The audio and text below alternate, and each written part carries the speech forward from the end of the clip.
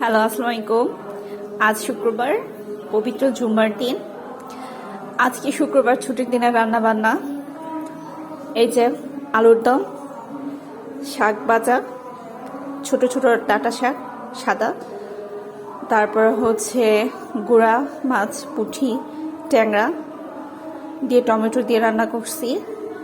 টক ডাল, ডালটা আমার খুব পছন্দ, আমার মারও পছন্দ। মা এখন ভাত খাবে নামাজ পড়ে, মুরগি মানুষ তো আগে খায়। আর হচ্ছে পোলট্রি মুরগি, আলু দিয়ে ঝোল। হাজবেন্ডের আজকে আবার অফিস, সে অফিসে আসবে রাতে। আমি এখনো গোসল করিনি, গোসল করব, তারপরে খাওয়া দাওয়া হবে। সবাই আমার জন্য দোয়া করবেন, আমার মার জন্য দোয়া করবেন। আমার বাবার এই 4 বছরে পড়লো, বাবার জন্য দোয়া করবেন সবাই। বাবা মারা গেছে আজকে 4 বছর।